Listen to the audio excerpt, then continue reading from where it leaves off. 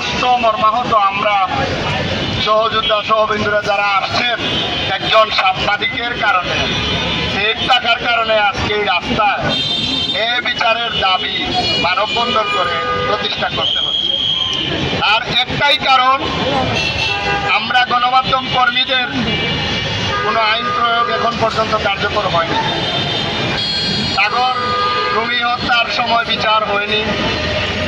বিগত কিছুদিন আগে আমরা যখন সারা দেশব্যাপী আন্দোলন করেছিলাম, মানববন্ধন করেছিলাম, আসাদুজ্জামান তুহিন এই গাজীপুরেই কিন্তু মার্ডার হয়েছিল।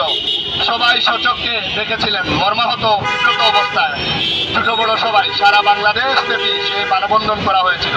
কিন্তু আসামি কিন্তু ধরা হয়েছে, মামলা হয়েছে, স্বাভাবিক নর্মাল যেভাবে পাবলিক প্লেস যেভাবে সহজ সরলভাবে মানুষ প্রতিনিহত হচ্ছে এভাবেই। কিন্তু এরপরে রাষ্ট্রে এখন পর্যন্ত ন্যায় বিচারের জন্য কোনো দাবি পূরণ করা হয়নি। আমরা কিছু এখন পর্যন্ত পাইনি।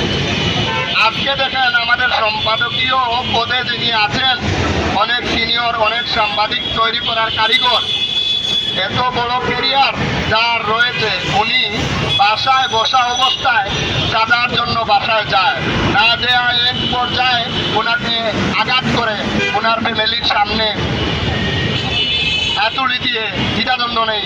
মামলা অনেক প্রসিডিউরের পরে মামলা নেওয়া হয়েছে, কিন্তু আসামি এখনো ধরা হয়নি। কেন?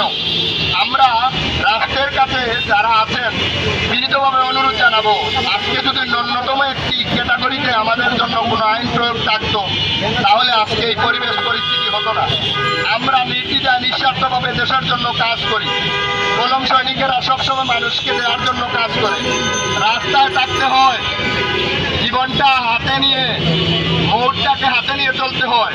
আজকে দেখেন সেই কলম যুদ্ধার জন্য কিছুই নেই। তো আজকে বিনীতভাবে আহ্বান জানাবো আমাদের মাননীয় প্রধানমন্ত্রীর কাছে, এই কলম সেক্টরটা যারা দেখছেন, উচ্চ পর্যায়ে যারা আছেন, বিশেষ করে আমাদের জন্য ন্যূনতম হলেও কোনো আইন প্রয়োগ করা হোক, এবং বাচ্চু ভাইয়ের যে মামলাটা হয়েছে সেই মামলাটা আর অতি সত্বর আসামি ধরা হোক, বিচার কার্যকর করে একটা পর্যায়ে যাওয়া হোক।